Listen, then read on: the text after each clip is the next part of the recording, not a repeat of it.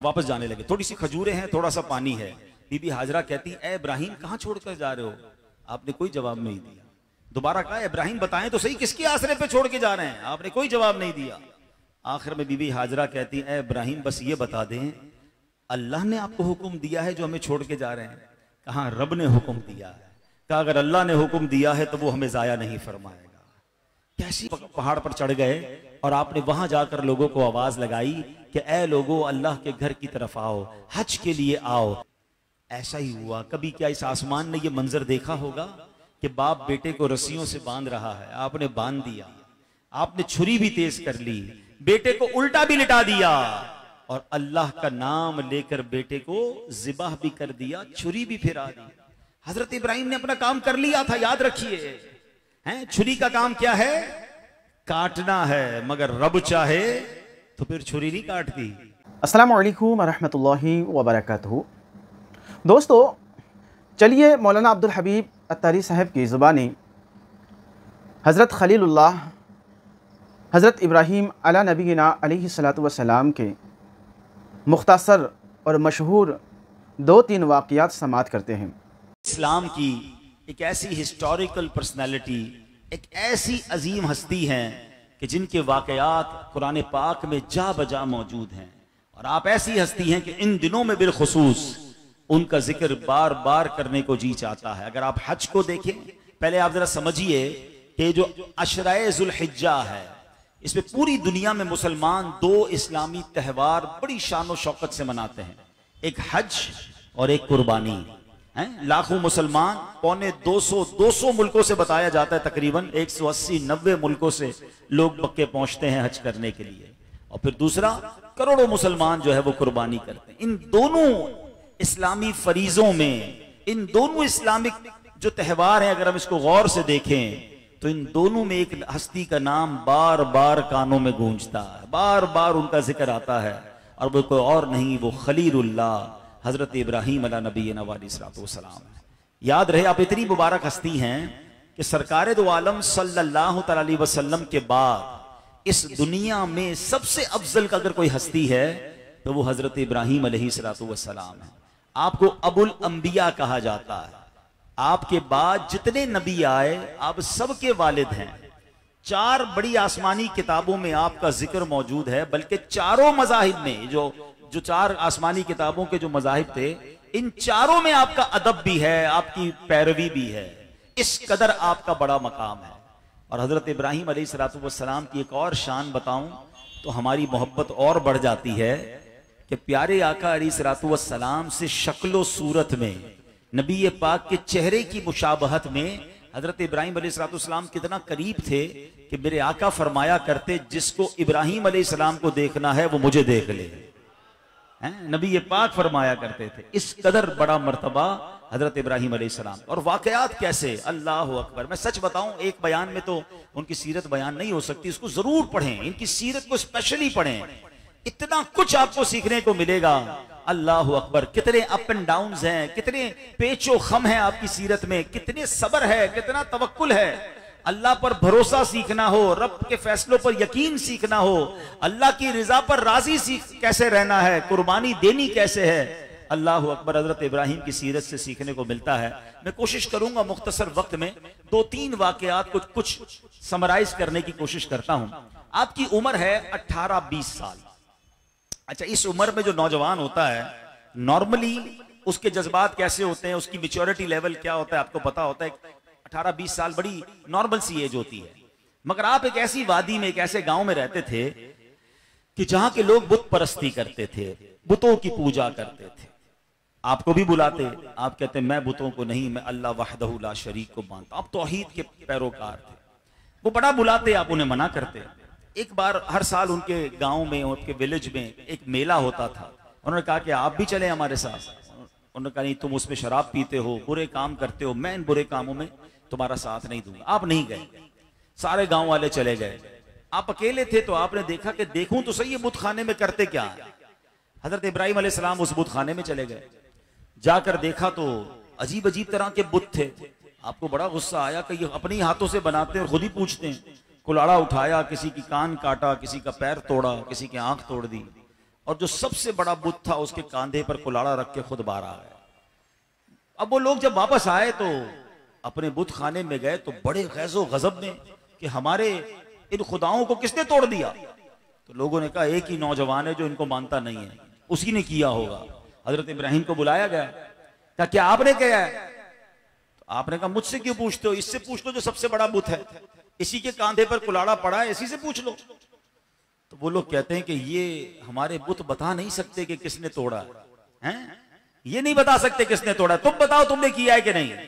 सुभान अल्लाह। हजरत इब्राहिम अलैहिस्सलाम ने गोया एक पूरा डेमोन्स्ट्रेशन करके, एक पूरा अमली मुजाहिरा करके उन्हें समझाया। आप कहते उफ़्फ़िल लकुम, तुफ़ है तुम्हारी अक्लों पर कि अल्लाह को छोड़कर इनको पूछते हो जो ना बता सकते हैं ना अपना नुकसान रोक सकते हैं, रोक भी नहीं सकते कि कोई तोड़े और बता भी नहीं सकते किसने तोड़ा है, ऐसे खुदाओं को पूछते हो, वो भी अल्लाह को छोड़कर। अब अक्लमंद होते तो इतनी खूबसूरत दलील के बाद तो ईमान ले आते, मगर मसला यह है कि जिनके दिलों पर मोहर होना, उनके सामने आप वाज़ेह दलील रख दें फिर भी वो ईमान नहीं लाते, फिर भी वो बात नहीं मानते। ऐसे लोग आज भी मौजूद हैं। सारी कुरान और हदीस से दलीलें सामने रख दें, जिसको नहीं मानना उसने आज भी नहीं मानना। ये शुरू से मामला चला आ रहा है। तो बहरहाल अब क्या हुआ, उन जालिमों ने क्या किया, जब देखा कि इतना जबरदस्त जवाब दिया इन्होंने, तो दलील खत्म होती है ना, याद रखिएगा। जब कोई शख्स गाली देता है ना, वो जब देता है जब उसके पास दलील नहीं होती है। लड़ाई बंदा कब करता है, जब दलील खत्म हो जाती है। हजरत इब्राहिम ने दलील दी, उनके पास दलील ही नहीं थी। उन्होंने कहा पकड़ के इनको आप जला दो। मादल्ला दलील से बात करने की बजाय लड़ना शुरू हो गए और अब आग जलाई गई। प्यारे इस्लामी भाइयों, आग कैसी थी? एक इंसान को जलाने के लिए चंद लकड़ियां रखकर आग जला देनी थी? नहीं, इतनी बड़ी आग लगाई गई कि वो एरिया नो फ्लाइंग जोन बन गया, परिंदे भी ऊपर से नहीं उड़ सकते थे, इतनी बड़ी आग। अच्छा, आग इतनी बड़ी थी कि हजरत इब्राहिम को डालने के लिए उस आग में करीब तो कोई जा नहीं सकता था। अब करीब के एक पहाड़ पर ले जाकर मंजनीक, आज की जबान में कहूं तो जिसपे तोप के गोले फेंके जाते हैं, ऐसा रॉकेट लॉन्चर समझ लें कि उसके अंदर मादअल्लाह पत्थर को जिससे फेंके जाते थे, उससे हजरत इब्राहिम को उन्होंने प्लान किया कि आग में फेंकेंगे। और जब बिल्कुल तैयारी हो गई आग में डालने की, तो हजरत इब्राहिम अलैहिस्सलाम की बारगाह में बारिश का फरिश्ता आया। आकर कहता, हुजूर हुक्म दें, अभी बारिश बरसाऊंगा, ये आग बुझ जानी है। आपने कहा मुझे तुम्हारी मदद की कोई हाजत नहीं है। अब उसके बाद हवा का फरिश्ता आया, कहता हुजूर आप हुक्म दें, ऐसी हवा चलाऊंगा यह आग बुझ जानी है। आप फरमाते मुझे तुम्हारी कोई मदद की हाजत नहीं है। जब बिल्कुल थ्रो करने का टाइम आ गया ना, आग में डालने का, तो सारी मखलूक ने अल्लाह की बारगाह में पुकारना शुरू कर दिया, मौला तेरे खलील को आग में डाल रहे हैं, अगर आज इनका इंतकाल हो गया तो दुनिया में तेरा कोई नाम लेने वाला नहीं होगा। He was one and only that time, अकेले थे अल्लाह का नाम लेने वाले। अल्लाह ने फरमाया इब्राहिम से पूछ लो अगर वो तुम्हारी मदद चाहते हैं तो, हैं, वरना मैं इनका मददगार हूं। हजरत जिब्रील जाते हैं हजरत इब्राहिम, ए इब्राहिम अब आप हमारी मदद नहीं मांग रहे, अल्लाह ही से अर्ज कर दीजिए ना, अल्लाह से तो मदद मांगिए कि वो आपको बचाए इस आग से। 18-20 साल के हैं और जवाब सुनिए। आप फरमाते मुझे क्यों मदद मांगनी है, रब देख रहा है ना, वो देख रहा है मुझे आग में डाला जा रहा है, अगर उसे मंजूर होगा तो बचा लेगा, और अगर उसकी रिजा ये है कि आज मैं आग में जला दिया जाऊं तो मैं जलने के लिए तैयार हूं। वो पंजाबी शायर कहते हैं ना, जे सोना मेरे दुख विच राजी, जे सोना मेरे दुख विच राजी, मैं सुख नू चुल्ले पावा हूं। वो कहते अगर मेरा रब मेरे दुख में राजी है तो मैंने फिर सुख को क्या करना। हजरत इब्राहिम की ये अदा बहुत कुछ सिखा रही है, हैं? अगर रब की तरफ से ये मंजूर है कि हमें आजमाइश में डाला जाए, हमें तकलीफ में डाला जाए, तो बंदे का कमाल ये है कि रब की उस रिजा पर भी राजी रहे कि जिस रब ने सुख के दिन दिखाए हैं, अगर कुछ दिन आजमाइश के आए हैं, अरे छांव के बाद थोड़ी धूप आई है, तंदुरुस्ती के बाद थोड़ी बीमारी आई है, तो कमाल का बंदा वो है जो रब की रिजा पर राजी रहे कि या अल्लाह तेरे सुख के दिन पर भी राजी रहा, अब तेरी तरफ से आजमाइश आई तो उस पर भी राजी। हजरत इब्राहिम ने रब से नहीं कहा कि अल्लाह बचा ले, अब जब उन्होंने कहा ना रब देख रहा है, मेरा रब कारसाज है, तो सुभान अल्लाह, डायरेक्टली रब्बुल आलमीन आग को हुक्म देता है। और वो कुरान में मौजूद है, कुल ना या ना रुकूनी बरदम व सलामन अला इब्राहिम, ऐ आग हजरत इब्राहीम पर सलामती वाली और ठंडी वाली हो जा। उलमा बैठे हैं, बड़ी डिबेट की है मुफस्सिरीन ने। अगर सिर्फ ये फरमाया जाता कि ठंडी हो जा तो कहीं इतनी ठंडी ना हो जाती कि हजरत इब्राहीम को तकलीफ पहुंचती। सर्दी भी तो तकलीफ देती है, गर्मी भी तकलीफ देती है। सिर्फ ठंडी ना फरमाया, फरमाया ठंडी और सलामती वाली हो जा। आग में फेंक दिया गया। मुझे बताओ ना, आग का काम क्या है? आग क्या करती है? जलाती है। कैसा जलाती है? थोड़ी देर के लिए उंगली लग जाए तो हमारे एक थोड़ा सा हो जाता है, तकलीफ, जल जाती है स्किन। हजरत इब्राहीम को पूरे का पूरा आग में डाल दिया गया। इतनी बड़ी आग, कितनी देर आग में रहे? तफसीर कुरान में आता है एक रिवायत के मुताबिक 7 दिन और एक रिवायत के मुताबिक 40 दिन आग के अंदर रहे हैं।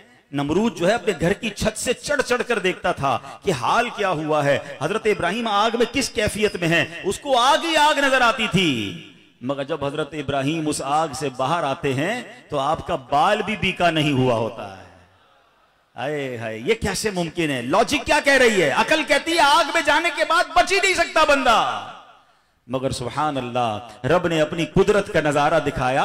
उस आग का काम जलाना है, मगर मेरे रब ने उसी आग को सलामती वाली ठंडी बनाकर बाग बना दिया।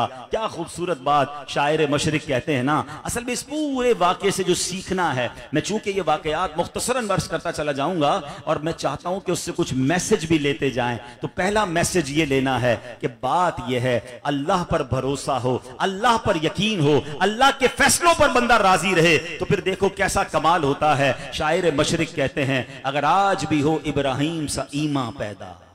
सिर्फ एक कंडीशन बयान की है उन्होंने। ईमान कौन सा वाला चाहिए? हजरत इब्राहीम जैसा ईमान अगर आज मिल जाए ना, अगर आज भी हो इब्राहीम सा ईमान पैदा, आग कर सकती है अंदाज़े गुलिस्तां पैदा।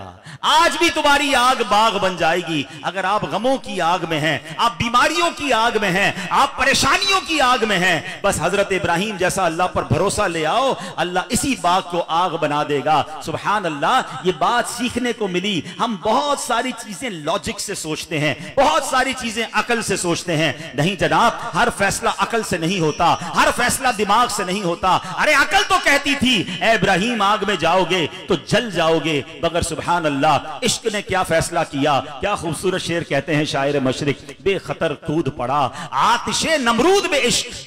ये जो कूद, जो छलांग लगाई गई ना, ये इश्क की तरफ से थी, अकल की तरफ से नहीं। बेखतर कूद पड़ा आतिशे नमरूद में इश्क। अकल थी महवे तमाशाए लबे बाम अभी, अकल तो अभी सोच ही रही थी, इश्क ने काम कर दिया।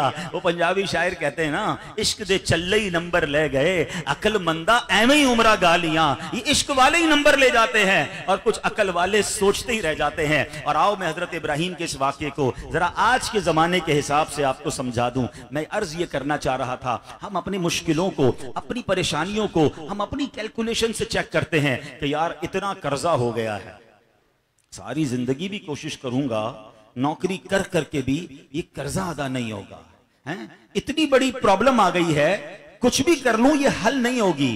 डॉक्टर कह देते हैं ये बंदा नहीं बचेगा, बीमारी बड़ी है। हम कहते हैं डॉक्टरों ने मना कर दिया है, अब बीमारी से नहीं निकलूंगा। घर में इतनी बड़ी लड़ाई हो गई है, अब कभी भी सुलह नहीं हो सकती। मसला यह है, अपनी प्रॉब्लम को देखकर अपने दिमाग से हम उसका नतीजा निकालते हैं, और जब नतीजे में डिजास्टर नजर आता है हम मायूसी की तरफ जाते हैं, हम डिप्रेशन की तरफ जाते हैं, और कुछ बेचारे खुदकुशी की तरफ चले जाते हैं। ऐसा कभी ना सोचना। ठीक है, मुश्किल तुम्हारे लिए बड़ी है, ठीक है प्रॉब्लम तुम्हारे लिए बड़ी है, मगर याद रखना मेरे रब के लिए बड़ी नहीं है।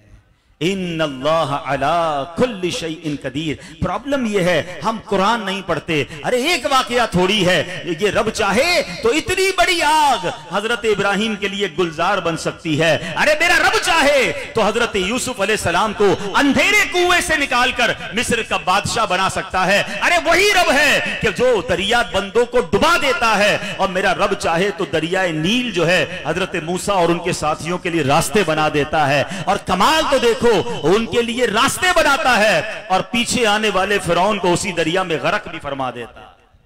भरोसा तो करो ना रब पर, हैं? हम उस रब के बंदे हैं। अकल यही कहती है कि नहीं होगा, मेरा रब चाहे तो सब मुमकिन है। तो ऐ काश हमें अल्लाह पर भरोसा नसीब हो जाए और मुश्किलों में अपने रब से हम अल्लाह की तरफ अपनी तवज्जो मजबूत रखें। दूसरा अजीम वाकया, कुर्बानियां भी कैसी दी हैं। हजरत इब्राहिम अलैहिस्सलाम की आजमाइशें देखो, 18 साल की उम्र में आग में डाल दिया गया। अब उसके बाद शादी के बाद आप दुआ कर रहे हैं, ऐ अल्लाह बेटा चाहिए। अच्छा, आप हैं कौन? खलीलुल्लाह। जरा स्टेटस समझिएगा, मर्तबा समझिएगा, ठीक है। और आप दुआ कर रहे हैं या अल्लाह औलाद चाहिए। और औलाद मांगने के लिए दुआ क्या करते थे? इस्मा या ईल, इस्मा या ईल। इस्मा अरबी का लफ्ज है, इसके माना है सुन ले। ईल इब्रानी जबान का लफ्ज है, उसका माना है परवरदिगार, मेरे खुदा। माना ये बनता है ए अल्लाह मेरी सुन ले, ए अल्लाह मेरी सुन ले। आप दुआ कर रहे हैं, पता है कितने साल दुआ की है? हजरत इस्माइल कब मिले? 99 साल की उम्र में। हजरत इब्राहिम को 99 साल की उम्र में हजरत इस्माइल मिले। कितनी दुआएं की, अल्लाह के खलील होते हुए इतनी दुआएं, इतना टाइम लगा। सीखना है इससे। मैं और आप तो महीने 2 महीने में अल्लाह से नाराज हो जाते हैं। यार रमजान पूरा दुआ मांगी, मसला ही हल नहीं हुआ। इमाम साहब ने कहा था तहज्जुद की नमाज में आना, दुआ कबूल होगी। 12 दिन तहज्जुद पढ़ी, फिर भी दुआ कबूल नहीं हुई। फिर किसी ने कहा मक्के जाओ, उधर जाके दुआ मांगना, उधर मांगी, फिर कबूल नहीं। 2-4 साल के बाद तो दुआ करना ही छोड़ देते हैं और मादअल्लाह अल्लाह के बारे में अजीब अजीब बातें करना शुरू हो जाते हैं। मैं और आप हैं क्या? हमारी औकात क्या है? वो खलीलुल्लाह हैं और 99 साल की उम्र तक दुआ कर रहे हैं। जब जाके अल्लाह ने बेटा दिया, क्या सीखने को मिला? कि अल्लाह की रिजा पर राजी रहना है। एक बात समझ लो मेरे प्यारे इस्लामी भाइयों, हम क्यों यकीन नहीं करते कि अगर जो मांग रहा हूं नहीं मिल रहा वही मेरे लिए बेहतर है? हैं? मुझे बताएं ना, सबसे ज्यादा हमसे मोहब्बत कौन करता है? हमारी माँ, ठीक है। दुनिया में सबसे ज्यादा हमारी माँ मोहब्बत। मेरी माँ के दिल में ममता डालने वाला कौन है? मेरा रब। मेरे बाप के दिल में मेरी मोहब्बत डालने वाला कौन है? ये पता है कितना शानदार इंतजाम अल्लाह ने किया है, कभी सोचिएगा। अच्छा, सिर्फ इंसानों के नहीं, जानवरों के माँ बाप के दिल में भी अल्लाह ने मोहब्बत डाली। और ये कितनी जरूरी है। आप इमेजिन करें, जब हम पैदा होते हैं, कितना छोटा सा बच्चा होता है, ना खा सकता है, ना पी सकता है, ना हिल सकता है। कितनी जरूरत है उसको खिदमत की। आपको पता है इंसान के बच्चे को पैदा होते ही 2 खादिम चाहिए, राइट अवे। 2 खिदमतगार चाहिए, एक पैसों से खिदमत करने वाला और एक फिजिकली खिदमत करने वाला, जो उसको साफ भी करे, उसकी मालिश भी करे, उसके पैर भी दबाए, उसकी गंदगी भी साफ करे, उसको ग़िज़ाएं भी खिलाए। अल्लाह ने ये खिदमत दे दी माँ को। कैसी खादिमा बनती है माँ, है? देखा है, रात नहीं सोती, बच्चे को सुला रही है, उठ जाए फिर उठ जाती है, कभी पैर दबा रही है, कभी मालिश कर रही है, कभी एक्सरसाइज करवा रही है, कभी दूध पिला रही है, गंदगी हो रही है तो साफ कर रही है, ढिन नहीं खा रही है। और एक बंदा, एक और खादिम चाहिए जो उसके तमाम खर्चे उठाए। अल्लाह ने ये मोहब्बत बाप के दिल में डाल दी। वो अपने पैसे काट काट कर, छोटी सी तनख्वाह होती है मगर उसमें भी बच्चों का दूध का डब्बा लेके जा रहा होता है। डॉक्टर कहता है ये वाला इंजेक्शन लगाओ, वो वाला इंजेक्शन लगा रहा है। आप जरा सोचिए, अगर माँ बाप के दिल में ये मोहब्बत ना होती और पैदा होते ही मुझे और आपको छोड़ दिया जाता, हम तो सिसक सिसक के मर जाते। ये अल्लाह ने इंतजाम किया। ये हर जानवर के लिए भी इंतजाम है। आप देखिए, बच्चा पैदा होते ही माँ को उस जानवर के बच्चे की फिक्र हो जाएगी। अल्लाह अकबर, क्या मेरे रब की शान है। ऐसी मोहब्बत डाल दी कि वो बच्चे को अपने से ज्यादा प्यार करने लग जाते हैं। अब जरा बताओ, जिस रब ने मेरे माँ बाप के दिल में इतनी मोहब्बत डाली, वो हमसे कितनी मोहब्बत फरमाता है। और अगर दुआ कबूल नहीं कर रहा है और मैं जो मांग रहा हूं वो नहीं मिल रहा है, इससे क्या यकीन होना चाहिए कि यही मेरे लिए बेहतर होगा। आपको पता है, उलमा ने ये डिबेट की है, ये लिखा किताबों में, किसी का गरीब रहना उसके लिए अच्छा है, किसी का अमीर होना उसके लिए अच्छा है, किसी का सेहतमंद होना उसके लिए अच्छा है, किसी का बीमार रहना उसके लिए अच्छा है। इस गरीब को पैसे मिल जाएंगे, कहीं इस पैसों से इसका ईमान बर्बाद ना हो रहा हो, इसलिए अल्लाह ने उसको गरीब रखा। और किसी अमीर को गरीब इसलिए नहीं बनाया कि अगर गरीब बनाता तो ये गुर्बत की वजह से कहीं कुफ्र ना कर लेता। ये अल्लाह बेहतर जानता, ये उसके फैसले हैं। हम बंदे हैं, हमारा काम उस पर यकीन रखना है। मैंने कई बार अपने बयानात में ये मिसाल दिया कि एक बार फिर दे देता हूं, शायद किसी को तसल्ली मिल जाए। बाज़ औक़ात लोग बड़े परेशान होते हैं, दुआएं मांग रहे होते हैं, मसला हल नहीं हो रहा होता। तो मैं एक मिसाल के जरिए समझा देता हूं। तो अब उसकी मिसाल क्या है? मिसाल के तौर पे आजकल गर्मी के दिन हैं और आपको ज़ाहिर है हमें भी प्यास लगती है, ठंडा पीने को जी चाहता है। घर में किसी की तबीयत बच्चे की खराब हो जाए, अल्लाह ना करे बुखार हो जाए या उसको जनाब खांसी हो जाए, फ्लू हो जाए और वो बच्चा रोने लगे। आपके सामने कि अब्बू जी मुझे आइसक्रीम खानी है, मैंने ठंडा शरबत पीना है, गला उसका खराब है, बुखार उसे हुआ है, मुझे सही बताओ आप उसे शरबत पिलाएंगे? जवाब दीजिए। जालिम अब्बू जान है, आपका बच्चा रो रहा है, उसको आइसक्रीम खिला दो यार, रो रहा है शरबत पिला दो। तो आप क्या जवाब देते हैं? मैं वालिद हूं, मुझे पता है इसको कब क्या देना है, अभी दूंगा, बेशक रोने दो इसको, अगर दे दूंगा तो और बीमार हो जाएगा। यही जवाब दोगे ना? अब जरा दिल के कानों से मेरा जवाब सुनना, ये जुमला सुनना। आप वालिद हैं, आपको पता है अपने बच्चे को कब क्या देना है, मेरे खालिक को नहीं पता मुझे कब क्या देना है? मैं रो रहा हूं वो नहीं दे रहा, मैं गिड़गिड़ा रहा हूं वो नहीं दे रहा, मैं तड़प रहा हूं वो नहीं दे रहा। अरे यही बेहतर है, इसीलिए वो नहीं दे रहा। जिस दिन ये भरोसा मिल गया ना आपको, आपके मसले हल हो जाएंगे, आपकी टेंशन खत्म हो जाएगी। हजरत इब्राहिम 99 साल तक दुआएं करते रहे, अब बेटा दिया गया। अभी तो बच्चा दूध पीता है। मुझे एक बात बताएं, किसी के घर पे 10-15 साल के बाद औलाद पैदा हो दुआएं कर करके, तो कितना प्यार करते हैं उस बच्चे को, उसके तो गोया पैर जमीन पर नहीं आने देते। नहीं भाई, बड़ी नाजों से, बड़ी मन्नतों से मिला है, ये बच्चे को कुछ नहीं होना चाहिए। 99 साल की दुआओं के बाद मिला। अच्छा, आपने उसका नाम भी इस्माइल रख दिया, क्योंकि मांगते यही थे, इस्मा या ईल, नाम ही इस्माइल रख दिया कि इन्हीं दुआओं से मिला है भाई है। मगर अब क्या हुआ? अभी दूध पीता है और आपको हुक्म दिया गया कि अपनी जौजा को और अपने बच्चे को एक सहरा में छोड़कर आ जाओ, जहां कोई आबादी नहीं है, पहाड़ है, सहरा है, तपती गर्मी है, रेगिस्तान है। आप इमेजिन कर सकते हैं कि हम अपने बीवी बच्चों को कभी ऐसे मैदान में छोड़कर आ जाएं? आप गए बीबी हाजरा और हजरत इस्माइल को लेकर, कहां पर? जहां आज मक्का आबाद है। उस वक्त कुछ नहीं था, आपने वहां पर छोड़ दिया। अब वापस जाने लगे, थोड़ी सी खजूरें हैं, थोड़ा सा पानी है। बीबी हाजरा कहती, ए इब्राहिम कहां छोड़कर जा रहे हो? आपने कोई जवाब नहीं दिया। दोबारा कहा, इब्राहिम बताएं तो सही, किसके आसरे पे छोड़ के जा रहे हैं? आपने कोई जवाब नहीं दिया। आखिर में बीबी हाजरा कहती, ए इब्राहिम बस ये बता दें, अल्लाह ने आपको हुक्म दिया है जो हमें छोड़ के जा रहे हैं? कहा, रब ने हुक्म दिया है। कहा, अगर अल्लाह ने हुक्म दिया है तो वो हमें जाया नहीं फरमाएगा।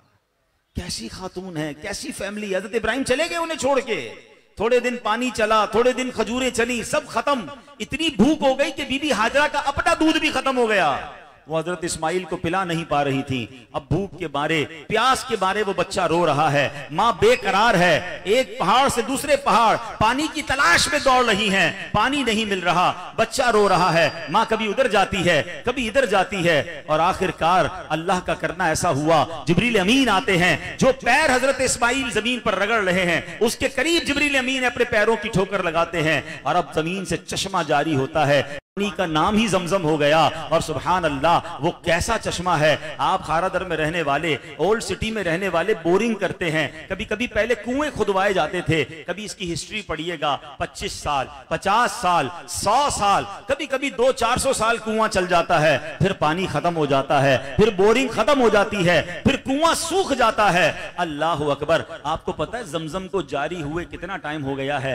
5000 साल से ज्यादा अरसा हो गया है, और ये पानी है कि खत्म नहीं हो रहा। अरे एक दो खानदान वाले नहीं, उस वक्त तो बीबी हाजरा और हजरत इस्माइल के लिए निकला था, आज करोड़ों गैलन रोजाना निकल रहा है, बड़े बड़े पंप लगा दिए गए हैं, कंटेनर भर की तामीर में कैसे करूं? क्योंकि आज किसी को प्लॉट दिया जाए, साथ एक डिमार्केशन प्लान दिया जाता है, एक मैप दिया जाता है कि आपका प्लॉट यहां से यहां तक है, हम उसकी बुनियादें बनाते हैं, डिमार्केशन कराते हैं, 4 दीवारी खड़ी करते हैं। हजरत इब्राहिम को कहा गया, ए इब्राहिम वहीं काबा बनाना है जहां हजरत आदम अलैहिस्सलाम ने बुनियाद रखी थी। ए मक्के जाकर काबा देखने वालों, एक और बात सुन लो, ईमान ताजा हो जाएगा। आज जिस काबे को हम देखते हैं ना, एग्जैक्टली इसी काबे के ऊपर 7वें आसमान पे फरिश्तों का काबा बैतुल मामूर मौजूद है, जहां फरिश्ते तवाफ करते हैं। ये इतनी कमाल की डायमेंशन है। तो उसी जगह पर काबा बनाना था। हजरत आदम ने काबे की तामीर की थी, जब तूफान नू आया था तो अब काबे की कोई बुनियाद बाकी नहीं थी, कोई निशान बाकी नहीं था। हजरत इब्राहिम से कहा गया, काबे की तामीर करो। अब आपने कहा, या अल्लाह कहां से कहां तक तामीर करूं? अब एक बादल भेजा गया और फरमाया गया कि इस बादल जहां जाके खड़ा हो जाए, इसके साए में जो डायमेंशन है, इसमें आपने काबे की तामीर करनी है। ऐसा ही हुआ, बादल आता है, उसके साए साए में हजरत इब्राहीम काबे की तामीर शुरू करते हैं। एक पत्थर जब वहां से उठाकर लाए जबल अबू कुबैस से, जिब्रील अमीन ने गाइड किया था कि ये जन्नत का पत्थर है, उसी पत्थर पे खड़े होकर हजरत इब्राहीम काबा तामीर करते रहे। ये पत्थर कौन सा है जिसको आज हम मकाम इब्राहीम कहते हैं। सुभान अल्लाह, आज भी आप काबे के पास जाएं तो उसकी दीवारें बड़ी ऊंची ऊंची नजर आती हैं। इतनी ऊंची तो बंदे का कद नहीं पहुंचता। बुखारी मस्जिद की ये छत डाली होगी तो मजदूरों ने हाथ से नहीं डाली होगी, इस पे लिफ्टर लगाया होगा, कोई क्रेन लगाई होगी, ऊंचा जाने के लिए कोई ना कोई सिस्टम बनाया होगा। तो ये काबे की इतनी ऊंची दीवार कैसे बना ली? तो सुभान अल्लाह करीम की शान देखें, हजरत इब्राहीम का मौजज़ा कैसा है। आज 5000 साल से ज्यादा अरसा हो गया है, मकाम इब्राहीम पर हजरत इब्राहीम के कदम के निशान आज भी वैसे ही मौजूद हैं। दुनिया के आसारे कदीमा वालों से पूछो, वो कहते हैं 700-800 साल बाद बिल्डिंग टूट जाती है, खत्म हो जाती है, मखदूश हो जाती है। अरे यह तो 5000 साल से ज्यादा टाइम गुजर गया है। हजारों बारिशें, हजारों आंधियां आई होंगी, मगर ये कदम के निशान पत्थर पर वैसे ही मौजूद हैं। अल्लाह करीम ने इसका जिक्र कुरान में किया, वत्तखिज़ू मिन मक़ामि इब्राहीम मुसल्ला, और इब्राहीम के खड़े रहने की जगह को अपना मुसल्ला बनाओ। अब काबे की ताबीर हो गई। हजरत इब्राहीम से फरमाया गया, ए इब्राहीम लोगों को हज के लिए बुलाओ। आपने कहा, या अल्लाह मेरी आवाज लोगों तक कैसे पहुंचेगी? इरशाद हुआ, इब्राहीम तुम्हारा काम आवाज लगाना है, हमारा काम आवाज पहुंचाना है। आप मक्के में जो माशाल्लाह जो मक्के मदीने गए हैं, जो कोहे सफा है, सफा से मरवा जाते हैं ना, सफा से आप बाहर निकले तो एक पहाड़ है जहां महल बन गया है। एक्चुअली ये जबल अबू कुबैस है। ये वो पहाड़ है जो दुनिया का सबसे कदीम पहाड़ है। इसी पहाड़ पर हजर अस्वद था, इसी पहाड़ पर जिब्रील अमीन मकाम इब्राहीम रखकर आए थे जब तूफान नूह आया था। अब हजरत इब्राहीम उसी पहाड़ पर चढ़ गए और आपने वहां जाकर लोगों को आवाज लगाई कि ए लोगों, अल्लाह के घर की तरफ आओ, हज के लिए आओ। आज मैं यहाँ बुखारी मस्जिद में बैठा हूँ, आपने सामने कैमरा लगा दिया है, इंटरनेट से उसको कनेक्ट कर दिया है, पता नहीं कहाँ कहाँ दुनिया में आवाज जा रही होगी। उस वक्त तो ये सिस्टम नहीं था, मगर रूहानी नेट कैसा था, रूहानी सिस्टम कैसा था। हजरत इब्राहीम की उस आवाज लगाने की देर थी, वो आवाज दुनिया भर में ट्रांसमिट कर दी गई। पूरी दुनिया में लोगों ने सुनी, और सिर्फ इंसानों ने नहीं सुनी, फरिश्तों ने आवाज सुनी, जिन्नात ने आवाज सुनी। और सुनिए, मां के पेट में बच्चों ने आवाज सुनी, आलम में अरवाह में रूहों ने आवाज सुनी। और फिर क्या हुआ? उस आवाज के जवाब में लोगों ने जवाब दिया। उस वक्त लब्बैक पढ़ी गई, लब्बैक अल्लाहुम्मा लब्बैक, लब्बैक ला शरीक लक लब्बैक, इन्नल हम्दा वन निअमता लक वल मुल्क ला शरीक लक। अब क्या हुआ? मुफस्सिरीन कहते हैं उस वक्त, आज से कमोबेश 5000 साल पहले, हजरत इब्राहीम की उस निदा पर, उस सदा पर, जिसने एक बार लब्बैक कहा था वो एक बार हज करेगा, जिसने 2 बार लब्बैक कहा वो 2 बार हज करेगा, जिसने जितनी बार लब्बैक कहा वो उतनी बार हज करेगा। ए हाजियों, तुम्हें मुबारक हो जिन्होंने हज किया है कि हजारों साल पहले आपकी रूह ने हजरत इब्राहीम की आवाज पर लब्बैक कहा था, इसलिए अल्लाह ने आपको हज नसीब फरमाया।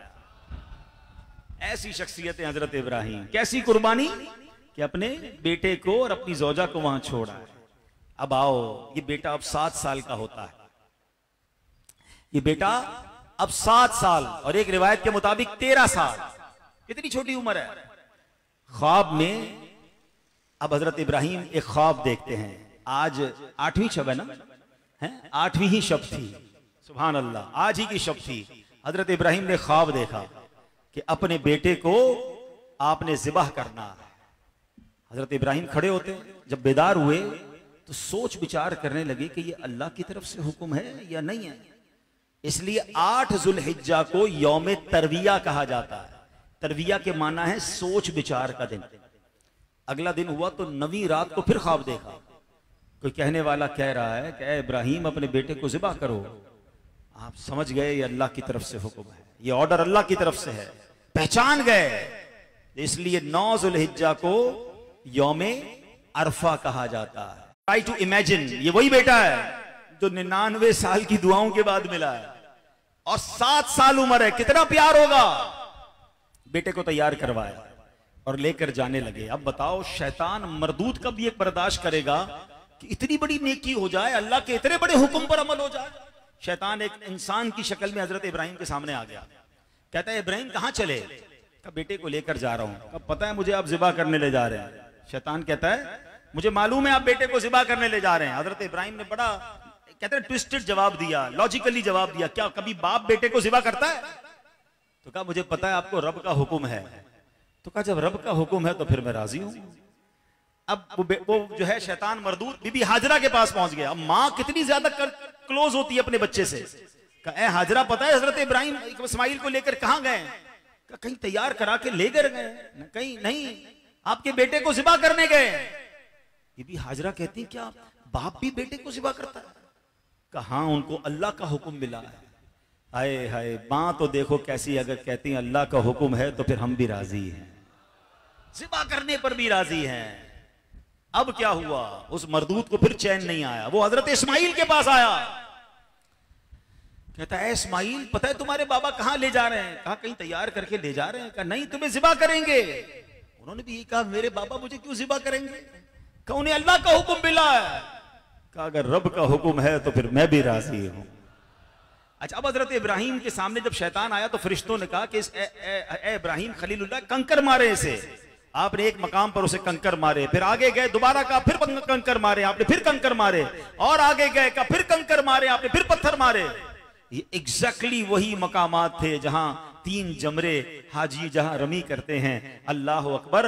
अल्लाह को अपने खलील की अदा कैसी पसंद आई कि आज किसी हाजी का हज पूरा नहीं होता, उसका वाजिब अदा नहीं होता जब तक वो जमरात को रमी ना करे। और सुभान अल्लाह, चले कंफ्यूजन भी दूर कर दूं, जरा लॉजिक से एक बात समझ लो। ये लोग जो बातें करते हैं ना, अल्लाह वालों की याद क्यों मनाते हो, उर्स क्यों मनाते हो, उनका दिन क्यों मनाते हो, बार बार उनका जिक्र क्यों करते हो? मेरा उन सबसे सवाल है, लगता है तुमने हज नहीं किया, और अगर हज किया है तो लगता है कान और आंखें बंद रख के हज किया है। अरे मुझे एक बात का जवाब दो, सई क्यों करते हैं? सामने काबा मौजूद है, काबा तो अल्लाह का घर है। अकल तो यह कहती 2 पहाड़ों के दरमियान दौड़ने की क्या जरूरत है, जाओ काबे का तवाफ करो, ज्यादा सवाब मिलेगा। नहीं नहीं, अल्लाह ने मां की, बीबी हाजरा की अदा को ऐसा बाकी रखा कि जब तक सई ना करोगे ना तुम्हारा उम्रा कंप्लीट होगा, ना हज कंप्लीट होगा। सुभान अल्लाह। बीबी हाजरा कौन है? अल्लाह की वलिया है ना। अल्लाह ने अपनी वलिया की याद को बाकी रखा ताकि जब भी सफा मरवा करो उनकी याद आए। अरे अकल ये कहती है अब तो शैतान नहीं है, अब तो एक दीवार है, सारे हाजी क्यों उस पर पत्थर मारते हैं? अरे अब तो शैतान नहीं है। अल्लाह को खलीलुल्लाह की अदा ऐसी पसंद आई कि सारे हाजियों को इस काम पे लगाया कि जब जब रमी करें मेरे खलील की याद को ताजा करें। अरे हज तो है ही सारा अल्लाह वालों की याद, किस किस याद की बात करूं? मिना के मैदान में क्यों रहते हैं? नबी पाक ने रातें गुजारी। अरफात के मैदान में क्यों जाते हैं? अल्लाह के हबीब ने वहां वकूफ अरफा किया तो अल्लाह वालों की याद, उसके हबीब की याद में हम हज करते हैं। तो पता चला कि अगर हम अपने वतन में रहकर भी अल्लाह वालों की याद मनाएं तो इसमें कोई हरज नहीं है। ये तो हज का पूरा सफर हमें सिखा रहा है। तो बहरहाल मेरे प्यारे इस्लामी भाइयों, अब चले हजरत इब्राहिम आगे ले गए। अब कमाल ये हुआ, अब तक तो शैतान बता रहा था ना, अब हजरत इब्राहिम ने खुद ही अपने बेटे से सवाल कर लिया। ये कॉन्वर्सेशन, ये बातचीत जो बाप बेटे में होती है, ये कुरान मजीद में मौजूद है। हजरत इब्राहिम हजरत इस्माइल से फरमाते हैं, या बुनैया इन्नी अरा फिल मनामी अन्नी अज़बहुका फंजुर माज़ा तरा। ऐ मेरे बेटे, मैंने ख्वाब में देखा है कि मैं तुझे ज़िबा कर रहा हूं, अब तू देख तेरी क्या राय है। आपने एक मशवरा एक बच्चे से पूछ रहे हैं, हालांकि आपको मालूम है कि ये बच्चा भी अल्लाह की रिजा पर राजी है, मगर सवाब में इजाफा करना। क्या शानदार बेटा है, 7 साल की उम्र में नहीं कहता बाबा जान क्यों ज़िबा करोगे, मेरा कसूर क्या है? बेटा क्या कहता है? या अबतिफ़अल मा तुअमर। ऐ मेरे बाबा जान कीजिए आप जिसका आपको रब ने हुक्म दिया है। सतजिदूनी इंशाअल्लाहु मिनस साबिरीन। आप खुदा ने चाहा तो करीब है कि आप मुझे सब्र करने वाला पाएंगे। फिर वो बेटा पता है क्या कहता है? हज़रत इस्माइल कहते हैं बाबा जान एक काम कर लें, मुझे जरा सही तरीके से रस्सी से बांध दीजिएगा, क्योंकि मैं कहीं ज्यादा हिलूंगा तो मेरे कपड़ों से खून के छींटे आप पर गिर जाएंगे। बाबा जान जरा छुरी को तेज कर लीजिएगा ताकि ज़िबा करते वक्त मुझे कम से कम तकलीफ हो। अच्छा एक और काम कीजिएगा कि मुझे चेहरे के बल लिटा दीजिएगा, क्योंकि आप मेरा चेहरा देख नहीं सकेंगे, उल्टा लिटा के मुझे ज़िबा कर दीजिएगा। और ज़िबा करने के बाद जो मेरा लिबास है वो मेरी मां को दे दीजिएगा तो उनको थोड़ी सी तसल्ली हो जाएगी। ऐसा ही हुआ। कभी क्या इस आसमान ने ये मंजर देखा होगा कि बाप बेटे को रस्सियों से बांध रहा है? आपने बांध दिया, आपने छुरी भी तेज कर ली, बेटे को उल्टा भी लिटा दिया और अल्लाह का नाम लेकर बेटे को ज़िबाह भी कर दिया, छुरी भी फिरा दी। हजरत इब्राहिम ने अपना काम कर लिया था, याद रखिए। हैं, छुरी का काम क्या है? काटना है, मगर रब चाहे तो फिर छुरी नहीं काटती। आग का काम क्या था? जलाना था ना। रब ने चाहा तो नहीं जलाया ना। यही तो समझाना चाह रहा हूं। अकल कहती है हो जाएगा, ये नुकसान हो जाएगा, ये मुश्किल हो जाएगी। अकल कह रही है ना रब चाहेगा तो नहीं होगा। और ऐसा ही हुआ, छुरी फिरा दी मगर छुरी ने काटा नहीं। क्यों? रब ने जिब्रील अमीन को भेजा है, जिब्रील जाओ जन्नत से मेंढा लेकर। अब जन्नती मेंढा लेकर जिब्रील अमीन आते हैं। चले ये भी बता दो, इसकी भी तारीख बड़ी प्यारी है। मेंढा कौन सा था? जन्नत में जो ये मेंढा लेकर आए ना जिब्रील अमीन, हजरत इस्माइल के फिदिये के तौर पर, जिन्होंने थोड़ा सा कुरान पढ़ा है या माशाल्लाह यहाँ बयानात में आए होंगे, हजरत आदम का वाकया जिन्होंने पढ़ा या सुना होगा, दो बेटे थे काबिल और हाबिल। ठीक है, उनका प्रॉब्लम था, वो तवील वाकया है। दोनों ने कुर्बानी पेश की थी अल्लाह की बारगाह में। हाबिल गेहूं लाया था, काबिल गेहूं लाया था, और हाबिल एक मेंढा लाए थे। हाबिल की कुर्बानी कबूल कर ली गई, आग आती थी आसमान से और जो कुर्बानी होती उसे ले जाती थी। तो ये वही मेंढा था जो हजरत हाबिल ने पेश किया था, वो जन्नत में मौजूद था। वही मेंढा हजरत इस्माइल के फिदिये के तौर पे आया है। अच्छा, अब जरा मंजर देखिएगा, बड़ा कमाल का मंजर है ये। बस बयान अब मैं एंड करने लगा हूं। हजरत इस्माइल रस्सियों से बंधे हुए, उल्टा लिटाए हुआ है, छुरी हाथ में है, और आप वालिद साहब ऊपर झुके हुए हैं। जिब्रील अमीन आसमान से आ रहे हैं और आवाज लगा रहे हैं अल्लाहु अकबर, अल्लाहु अकबर। हजरत इब्राहिम ने ऊपर देखा, जिब्रील अमीन आसमान से मेंढा लेकर आ रहे हैं। आप समझ गए मेरी आजमाइश का वक्त पूरा हो गया है। आपने क्या कहा? अल्लाहु ला इलाहा इल्लल्लाहु अल्लाहु अकबर। हजरत इस्माइल जो नीचे लेटे हुए थे वो समझ गए कि लगता है आजमाइश और इम्तिहान पूरा हो गया। कहते हैं अल्लाहु अकबर वलिल्लाहिल हम्द। ऐ मेरे प्यारे इस्लाम भाई, जरा गौर कीजिए, ये कमाल की तस्बीह है जो आप और मैं तकबीर पढ़ते हैं ईद के दिनों में। हम तो ऐसे ही चलते चलते पढ़ लेते हैं। जरा सिनेरियो समझिएगा और इस तस्बीह की अहमियत समझिए कि पहले अल्फाज निकले हैं हजरत जिब्राइल की जबान से, दरमियान के अल्फाज निकले हैं हजरत इब्राहिम की आवाज से, उनकी जबान मुबारक से, और आखिरी अल्फाज निकले हैं हजरत इस्माइल की जबान से। अरे इससे मुबारक तस्बीह कौन सी होगी? और किस हालत में यह पढ़ी गई है, कितने बड़े इम्तिहान से सुरखरू होकर पढ़ी गई है। अल्लाह उस मुबारक तस्बीह की बरकत से हमारी तकबीरात को कबूल फरमाए। अब इस तसव्वुर में डूबकर सब मिलकर बाआवाज़ बुलंद पढ़ें, अल्लाहु अकबर, अल्लाहु अकबर, ला इलाहा इल्लल्लाह, वल्लाहु अकबर, अल्लाहु अकबर, वलिल्लाहिल हम्द, अल्लाहु अकबर, अल्लाहु अकबर, ला इलाहा इल्लल्लाह, वल्लाहु अकबर, अल्लाहु अकबर, वलिल्लाहिल हम्द। मिलकर अल्लाहु अकबर, अल्लाह, ला इलाहा इल्लल्लाह, वल्लाहु अकबर, अल्लाहु अकबर। हाय हाय हाय, ये थी कुर्बानी। सोचो तो सही, मुझे और आपको कभी एक बार कह दिया जाए कि कम से कम जिंदगी में एक बार अपना अपना एक एक बच्चा ज़िबा करना है, क्या बनता हमारा? कितनी आसानी है हम पर। पैसे हैं, निसाब है तो कुर्बानी। गरीब पर तो कुर्बानी भी नहीं है, साहिब निसाब पर कुर्बानी है ना। जिसके पास हाजत असलिया के अलावा अपने कर्जे वगैरह निकाल कर 52.5 तोला चांदी या उसके मुसावी रकम है। चले ये भी समझ लो, 1,47,000 आज का निसाब पता चला। जिसके पास 1,47,000 रुपए हो या उसका इतना सामान हो जो उसकी जरूरत के अलावा हो, या सोना हो या चांदी हो या कैश हो, तो अब इतनी उसके पास मालियत है तो अब उस पर कुर्बानी वाजिब है, वरना तो नहीं है। अगर इतनी है तो फिर करें। अच्छा, इतनी पैसे हैं मगर अभी हाथ में नहीं है तो फिर तो कर्जा लेकर भी करनी होगी। ठीक है, आप पर साहिब निसाब आप हैं तो सिर्फ आप पर ही कुर्बानी है, सब बच्चों की नहीं है। हाँ, अगर आपको अल्लाह ने ज्यादा दिया तो फिर आप बच्चों की भी करें, घर वालों की भी करें, अच्छी बात है। जिनको अल्लाह ने नवाजा है वो नाबालिग बच्चों की भी करें। लेकिन कितना आसानी है, कुर्बानी करो, ज़िबाह करो, गोश्त बांटो और खुद भी खा जाओ। हमें तो पता ही नहीं कि वो कितनी बड़ी आजमाइश थी, वो कितनी बड़ी कुर्बानी थी। हमने तो आजकल कुर्बानी को फेस्टिवल बनाया हुआ है। हैं, लोग जानवर लेकर घूम रहे हैं, बच्चे घूम रहे हैं, पिक्चर्स, वीडियोस, बारबेक्यू पार्टी की तैयारियां, सब प्लान है।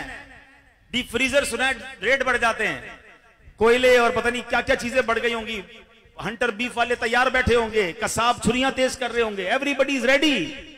मगर किसी को याद है ये किसकी याद है, ये हुआ क्या था, ये वाकया क्या था, ये कुर्बानी कितनी बड़ी थी।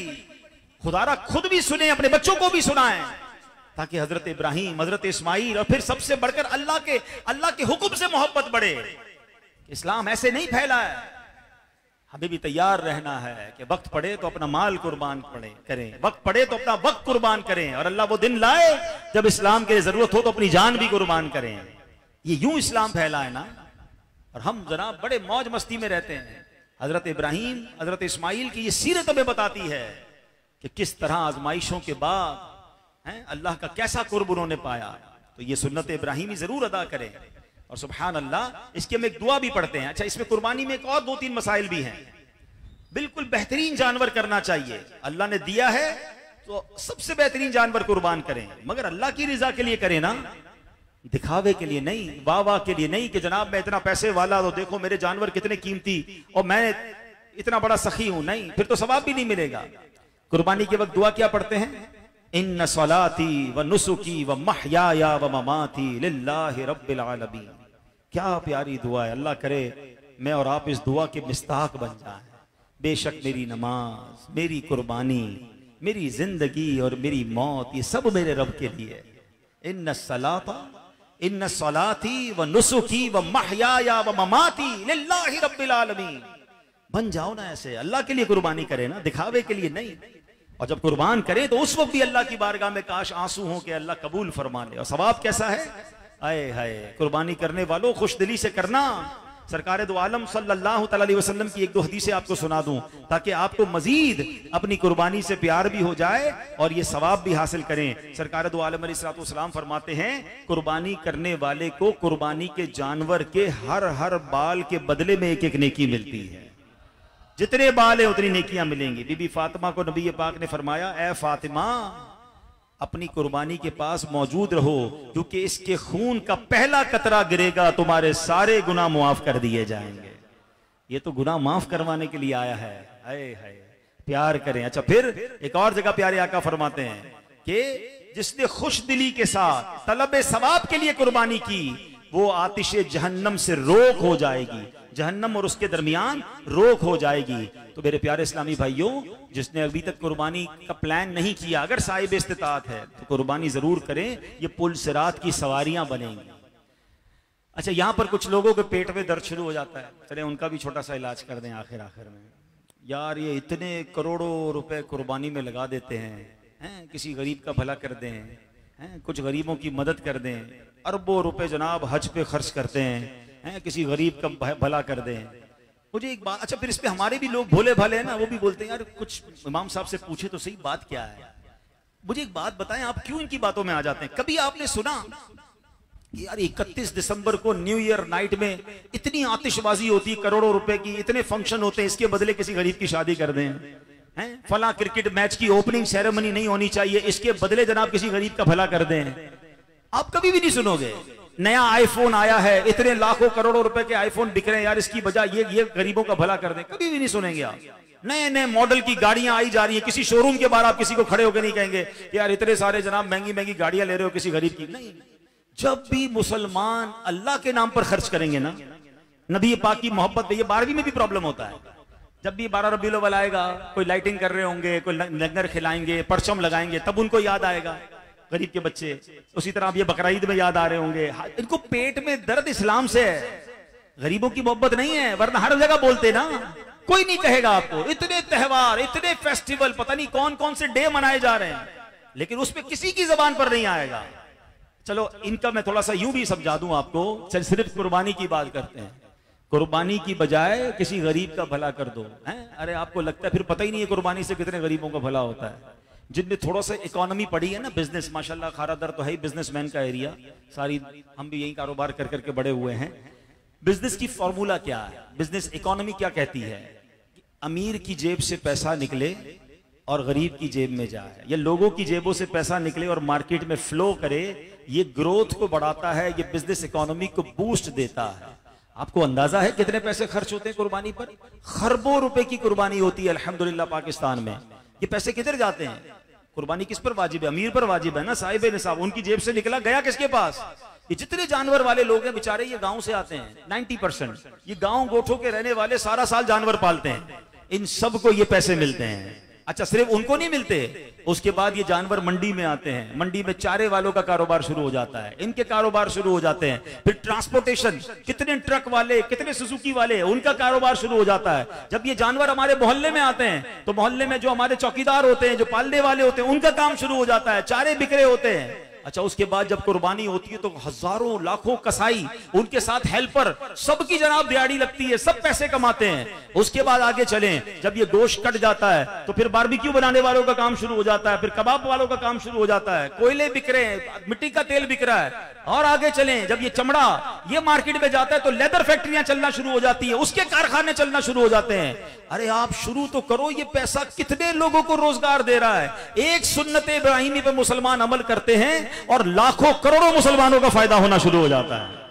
कहते हैं गरीबों की मदद करो, कुर्बानी करो, गरीबों की मदद हो रही है। एक और तहकीक मैंने पढ़ी कि 4 करोड़ पाकिस्तानी बकरा ईद में वो होते हैं कि जो पूरे साल में गोश्त नहीं खा सकते।